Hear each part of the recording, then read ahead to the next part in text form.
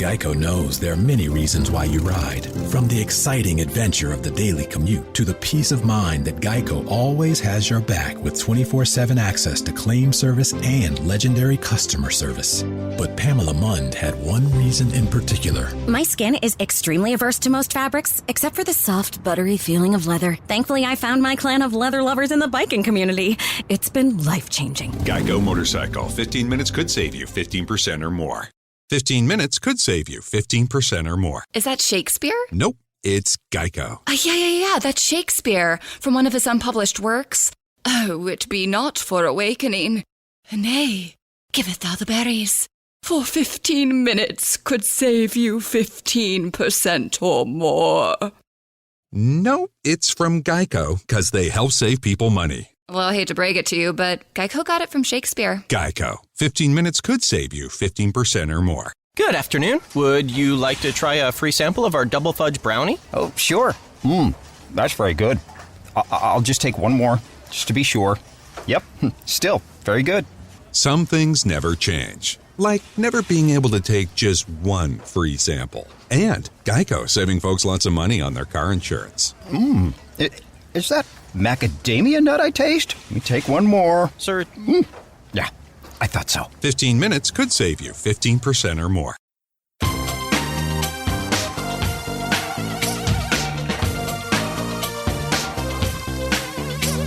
Scandal and vice, or sugar and spice. It's naughty but nice with Rob. Hello. Welcome to the Naughty But Nice Show. I'm your host, Rob Shooter. It's Thursday. So our dear friend, I see him smiling already on the Zoom. Our dear friend, Mark Loopy joins us. Hey, Loopy, how are you? Hi, Rob. Look at you giggling away. I see. You are cute, Mark. I would dare to say you're the cutest of the Naughties co-hosts. I'm sorry, everybody else. You know I do adore you. But you've got that naughty little grin. If you don't know what Mark looks like, if you're listening, I'll post a picture today on Instagram. Smile, Mark. Click. Adorable. Let's jump into the gossip of the day. Hey, my friends, what time is it? It is tea time. Thank you, Mark. Big story breaking at the top of the show. Kelly Clarkson has been ordered to pay $200,000 per month in support to her ex-husband. So Kelly's been ordered to pay her ex, Brendan Blackstock, nearly $200,000 per month in spousal and child support. An LA judge ruled on Tuesday that the Voice star has to pay the following. I've got the specific amounts. It is $150,000 a month to him for spousal support, and additionally $45,601. I love the penny. 601 per month to him for child support. Now, I did a little rough math. It's not my forte, but that comes out to $195,601 a month, which adds up to $2.34 million a year. But it doesn't end there, Mark. It gets even worse for Kelly. She's also got to pay him $1.25 million to cover his attorney fees during the divorce battle. So basically here, she lost out. She's got to cover his costs. She's got to pay child support. She's got to pay spousal support. They do share 2 children together. River Rose, 7. Remington Alexander, 5. They got married in 2013 after meeting at a rehearsal for the Academy of Country Music. This is just a mess. What do you think? I mean, this is an outrageous amount of money she's paying him per month. Yes. And let's not forget, Kelly is worth $50 million, and according to the documents, she's making more than $1 million a month. But that's because she's working for it. She's earned that money. And it's not like her husband is just some Joe Schmo on the street. Like, he was a manager to Kelly Clarkson. He was a manager to many other famous country music stars. I think Blake Shelton, he still manages Blake. Reba McEntire, he was part of her management team. So he makes a ton of money too. You're right. Exactly. So I just have I take issue with Kelly having to pay him this large fee every month. But what's all is so interesting, Rob, is that apparently he's left the life of management and he's moved to Montana he's become a farm rancher. So, like, what is this guy going to do with all this money? It is an amazing amount of money. We have some comments here. So Denise says the following: the child support she has to pay is ridiculous. Nikki, hello, Nikki. We haven't spoke forever. She said it's all relative, isn't it? It's income versus income. So actually, I would love the day, Mark, that I have to pay you $200,000 a month, because it means I'm earning $1 million a month. Do you know what I mean? Like, it is relative, so I do get what you're saying. Jordan Bryant, hello, Jordan. Didn't a court decide this number? Not saying the court system is always fair, but it is based off their incomes. So here, a little bit of pushback, I hear that. Wendy, hello, Wendy. Wen said it combines spousal and child support. And Denise, hello, Denise Marie says, I work in child support. I stand by my comment. Denise's comment, let's have a look what that comment was there. Denise's comment was that it's still ridiculous. So it is based on what you earn. Kelly earns a lot of money. I think the logic here is you have to keep the children and the ex-spouse in the world that they are accustomed to. So they obviously live very high. I think for most of us, it seems crazy. What would you do with $200,000 a month? What could a child possibly need that would cost that amount of money? But if you're Kelly Clarkson's kids, I guess you travel really, really high, which brings us to our poll question of the day. Kelly Clarkson has been ordered to pay her ex almost $200,000 a month in support. Is it fair? Go vote on our Twitter page at Naughty Nice Rob. Our Facebook page is Naughty Gossip. And be sure to check back tomorrow to hear your results. Mark Love, what are you working on? Yeah, you're going to love this story. So Simone Biles is feeling relieved after withdrawing from the Olympics. So says Hoda Kotb. Oh, Hoda. Let me explain. So Hoda was preparing to go live on air from the team finals in Tokyo when Simone removed herself because she wasn't feeling mentally ready. Hoda told Page Six, I was not expecting this in a million years, but Simone actually seemed kind of relieved to me. It was like a moment when you make a very big decision and you feel relief and you can exhale and you feel calm. Now, Rob, I know you're watching the Olympics. I know you're a big fan of the Olympics. Obsessed. I've missed it. This is the first time in my life. I didn't know they'd ever been on before. I know, it's crazy. I was like, I've just discovered this thing called the Olympics, and I love it. I know. So, as a super fan that you are now, could you tell something was going on with Simone? Oh, well, I knew when she tripped. I thought that was quite strange. But I must admit, this sounds so shallow, but it is the truth. I was a little focused on the divers that day. I think I want a diver for Christmas. I mean, those divers, Mark! I think this is partly my attraction to the sports, to the Olympics, is these people are in just such tip-top shape. You know, I thought it was strange that she tripped and she didn't quite land a vault, but I can't imagine Hoda being in the actual room. And she said there was something off. They all knew it, but nobody thought she would pull out. It's such an interesting comment, though. She was relieved. Has that ever happened to you, Mark? Have you ever just finally had enough and said, I've got to stop this. I've just got to take a moment? Oh, I have multiple times. It's actually happened a few times this year. And when it does happen and you finally do what you had to do or you say what you want to say, that rush, that feeling of rush that comes over you, it's just like, it's so healing. Like, I'm free, I'm free. Yeah. I remember when I was working with Jessica Simpson, for months her marriage was not in a good shape with Nick Lachey. It was clear it wasn't going to work. And then when she phoned me and told me it was over, the divorce was happening, she sounded relieved. I know, after months and months of tension in her voice, of struggling, when she finally decided, enough. It was like peace. It was this sort of strange peace. And even though she was in the middle of a press whirlwind, paparazzi, photographers, everybody was chasing her after the announcement was made. But yet, Mark, I hadn't seen her that in peace for such a long time. It's so interesting. Simone, you are a hero. Moving along, Britney Spears says she is relieving the stress in her life by painting. I love this. So Britney put up a video where she's painting away. She went to Michael's craft store in LA and she bought herself some paint. She got a huge white sheet. It looks like she pulled it off a bed. It's a huge white sheet. And she put it on the floor and she painted away. And she said, okay, I know I'm not a professional, but it really helps me to express myself. And she felt rebellious, colourful, colourful, bright, bold, spontaneous, and magical, she said. On Monday, her new attorney, Rosengart, who is no joke, he filed a petition requesting that her dad be removed finally as her conservator. We're going to figure all this out in September at the next hearing, but I sort of love this. I love that Britney is expressing herself with art. What do you think? Oh my God, I love this new Britney. Love it. She's expressive. She's sharing more than ever. And I think, in a way, my stress relief comes from watching Britney relieve her stress on Instagram. What do you do, Mark, when you get really stressful? Do you work out? Do you go for a walk? Do you get that cute little haircut? Do you paint? What do you do?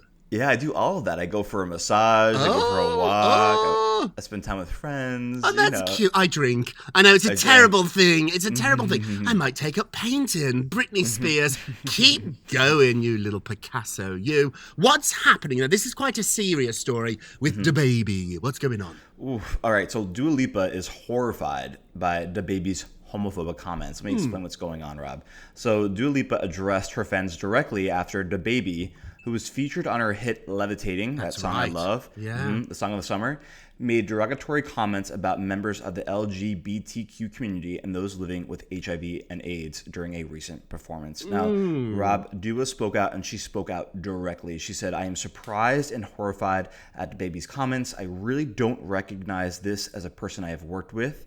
She added, "My fans know where my heart lies and that I 100% stand with the LGBTQ community. Good. We need to come together to fight stigma and ignorance around HIV/AIDS." Wow. Now, Rob, I am not surprised that Dua spoke out. She is adored by the gay community. Yes, People look at her like an icon. Yeah. But, fans want more than just a statement from Dua. They want her to replace DaBaby on the remix of Levitating. So if you were Dua Lipa, what would you do? It's very, very tricky, isn't it? I've got to be honest here. I've walked away from several people that I've worked with. Friends are more different, but I think they're more work colleagues than friends. I don't think they're hanging out together. They work together on a huge hit. Somebody that I worked with started to get really close with several people who had been involved in making horrible racist remarks. And to my horror, she defended them. And I couldn't be part of that world anymore. And instead of attacking her, I just walked away. But I won't have people around me that are homophobic, that are racist. I just don't want to be part of that world. Even if it's just a casual work acquaintance, I just stay away from it. There's no hit of the summer that can be worth really doing these outrageous things. Now, he's going after her now. So after she put out this statement, he's on Twitter liking messages of people trashing her. So he's not going to go away from this. DaBaby's not backing down. He did issue a sort of half-ass apology, but it wasn't anything sort of meaningful. I think he's proud about what he said. I hope, and I believe this, she's saying this, she's speaking out because she truly supports the gay community. I don't think it's a business move. I don't think she's thinking, this is my fan base, I can't lose them. I think it's her fan base because of her attitudes. I don't think it's the other way around. But how about you, Mark? Can you be around, even in a casual work environment, people that make homophobic comments? No, of course not. I'm very disappointed in DaBaby because I did like him. I like his music, and I like that song, them together. And and now when I listen to it, I feel differently about him, the song, and the fact that he's doubled down, that he's gotten so nasty, the fact that Elton John has stepped in, other artists have stepped in and said, like, what you're saying is dangerous and not okay and ignorant it's overall really disappointing. Yeah. My friends have never really let me down. When I think of my friendship group, we've all said silly things or maybe made a stupid tweet thinking we're being funny, where we're actually not, we're just being cruel. That happens, but my friends are good people. Everybody that's sort of in my real life is a good person. Work's more difficult because you don't really pick who you work with. You get in an office or a job and suddenly you're sitting next to somebody and your work colleagues. But I don't want to be part of that world. I don't want to be part of it. I don't want to make excuses for it. I just sort of stay away from it. And I think, Dua Lipa, get away. Quickly, before we go to break, how does Jennifer Lopez really feel about her ex, Alex Rodriguez. So he's basically following her around the world. It's so bizarre, this story, Mark. She's in Saint-Tropez for her birthday, so is he. She went to an ice cream shop in Saint-Tropez. He went there the day afterwards. She went shopping in Saint-Tropez. He went to the same stores 24 hours afterwards. It's so strange. So E's been reporting, how does she actually feel about it? And they say the following quote: she knows A-Rod is around, but he's the last thing on her mind and she couldn't really care less. She's totally in love with Ben. And I think she finds it all a little bit annoying, but also too, it's a little bit of a compliment that he just can't let go. Have you ever had an ex, Mark, who just bothers you, but you sort of liked it? You know what's funny? I kind of share J-Lo's sentiment, where it's like, number one, I'm annoyed and bothered and kind of forgot about A-Rod. But no, I mean, listen, I have a really nice relationship with all my exes. Oh, you must have one that you've upset. Come on, there's one that you've been mean to. Yeah, but they got blocked. Like I physically blocked them on my phone, and we were never to be heard from again. I have this philosophy where if I block you on social media, that also applies to real life. So if you see me out and you're blocked on my social media, then that actually means you're blocked in the room or the bar or wherever we happen to be. So don't think there's different rules for in person. What point is J-Lo going to block him on social media? He's still liking Instagram posts. He's still sort of trying to get her attention. I don't know if she ever will. I think she thinks it's all so stupid. It was funny because, slowly but surely we're going to phase him out like we phased out the other guys like Casper Smart and other they just people. disappeared. They disappeared. Listen, he has a celebrity from being a baseball player, but he will never reach the peak he had with J-Lo. No, he never. When is Ben going to get annoyed? Now, Ben's kind of like a hot-blooded American male. He certainly has a temper. He has a little bit of an alpha male complex, does Ben. If it was Matt Damon, would be fine. Matt's a darling. But Ben's a little tougher. When's Ben gonna get nasty?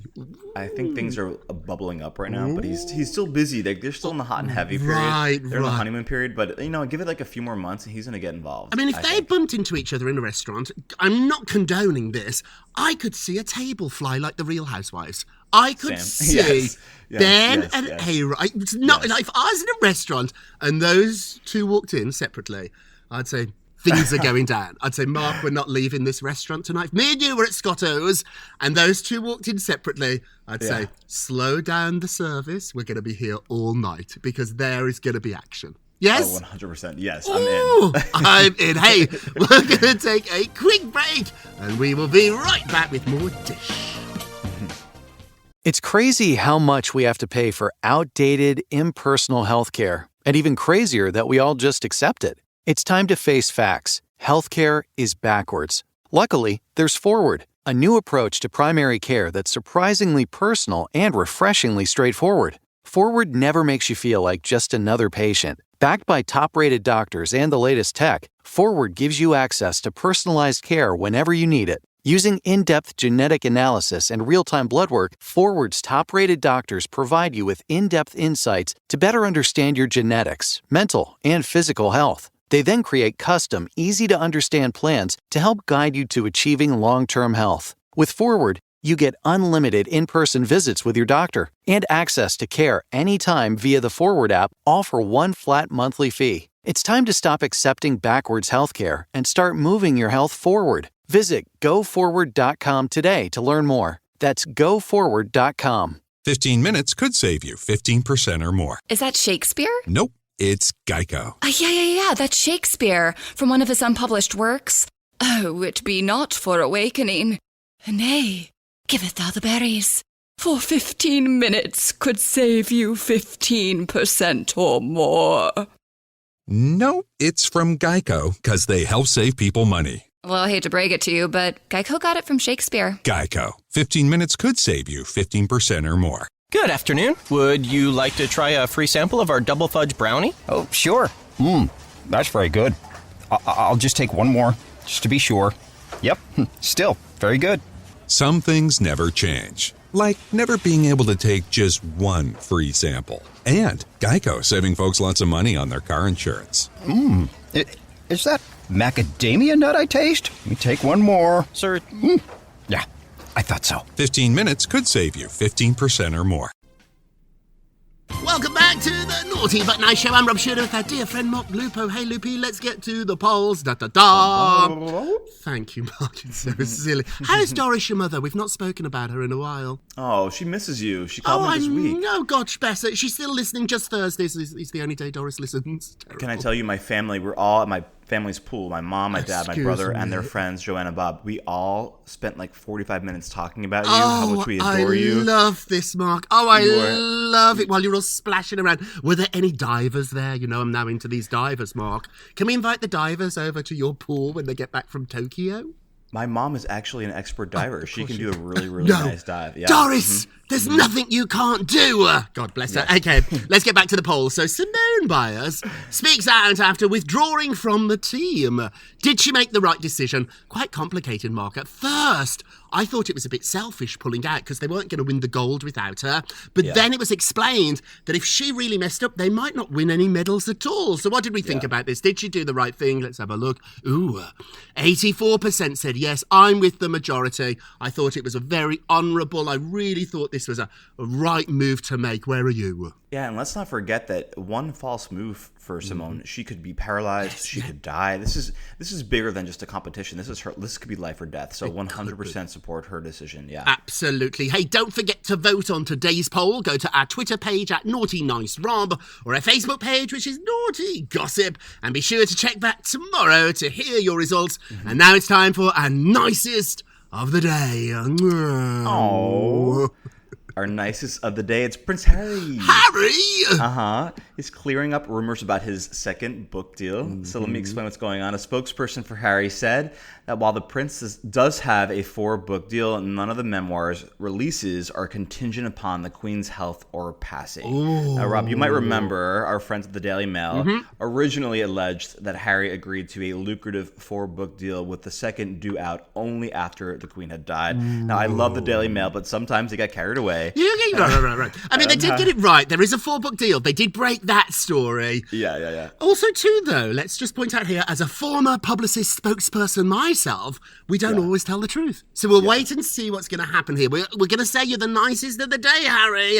But when that Queen passes, God rest, but she's 95. When that Queen, if you pump out a book that tells all, you'll be back on the naughty list. Quickly. Okay, let's move along. And naughtiest of the day, naughty. Mila Kunis is admitting that she was selfish to deny Ashton his trip to space. So when they met, Ashton had a ticket to get on Richard Branson's Virgin Galactic flight. That's the one that shot up all the way into space. She didn't like it. So at first she thought it was funny, but then when they had kids, she was like, this is irresponsible. He sold his ticket. Now she's like, oh, that wasn't really the right thing to do. I feel bad about it. He wanted to go to space. What do you think? Yeah, I think if he was single and had no kids, it'd be fine. But you're married with 2 kids. You got to think about the other people in your life. And going to space is not exactly the most safe thing. It's not the safest. I kind of get it. I mean, I don't think it's Emila's decision. Ultimately, it's his. But I'm glad that it worked out the way it did. How would you feel if your brother Jonathan had a ticket to go to space? Would you warn him against it, or would you say, Jonathan, fly away? Well, I think he's already going to fly away either way, so let's fly to space. That one. God bless you. Hi, Jonathan. Okay, it's time for a moment of Rob. You get a Rob. Sponsored by my new book, The 4-Word Answer, available for pre-order right now on Amazon.com. We've all wasted too much time not being the star in our own story. What I'm saying here is your life's a story, it's your story, and you're the star of that story. You don't have to be out there loud, aggressive, and obnoxious like me. If you're naturally shy, you can still be the star of your story. You are the centre of your life. So look at this novel, look at this book of your life, and make sure it's a story you like. You don't want to be a villain. You don't want to be a mean stepsister in Cinderella. You want to be happy, and it doesn't mean you have to be doing Liza Minnelli high kicks and singing and jazz hands. That is not what I'm saying here, but you got to be the star of your life. Mark, you're the star of your life. I'm the star of my life, and I think that I've really stepped into that in recent years, and it feels good to live your purpose and do what makes you happy. And that could be, like you're saying, whatever it is, whether it's, you found a new hobby or you found new friends or whatever you're doing in life, just enjoy it and have fun. Amen. Hey, that's it for today. Thank you so much for listening to the Naughty But Nice with Rob and Mark Lupo show, a production of iHeartRadio. Don't forget to subscribe on the iHeartRadio app, Apple Podcasts, wherever you listen. Leave us a review if you can. They really help. And remember, all together now, if you're going to be naughty, you've got to be, let me hear you, nice. Pip, pip. It's Naughty But Nice with Rob. 15 minutes could save you 15% or more. My dad used to say that. Sure, yeah. It's from Geico. Yeah, whenever I would ask my dad for life advice, he'd sit me down and say, son, 15 minutes could save you 15% or more. And look at me now, a well-adjusted adult with a drawer full of plastic bags I'll never use. Okay, I'm confused. Was your dad a licensed Geico agent? Nah, he was just a real good dad. Geico. 15 minutes could save you 15% or more. Transportista is a podcast that looks into the story of a mysterious pilot who spoke to us using a clandestine cell phone from inside a prison in North Carolina and claims to have worked in the international drug trade for some 30 years. I'm Transportista. That's what I am. He is also a man obsessed with telling and selling his own story. My name is John Gibler. This is Transportista. Listen to Transportista on the iHeartRadio app, Apple Podcasts, or wherever you get your podcasts. This summer on Next Question with me, Katie Couric, I'm celebrating the shortest season with a fun summer series on books. I just finished writing my own memoir, which comes out this October. So I wanted to spend some time with other people who have shared their stories and put themselves on the page. And I have such an interesting range of guests. People you might know, like Sharon Stone. I think the whole world is probably aware of how much I didn't have boundaries. Or admire, like former Xerox CEO Ursula Burns. I think that this is the dream of America, embodied in my mother. She did it. Or have followed from afar, like Amanda Klutz. I didn't hug him, I didn't kiss him, I dropped him off at the corner of Cedars-Sinai. I don't even know if he said goodbye to Elvis. I mean, we really thought I'd pick him up in a couple hours. Find new episodes of my summer series every Thursday. Subscribe and listen on the iHeartRadio app, Apple Podcasts, or wherever you get your favorite shows. I'm a fine Bordeaux. Buckle up.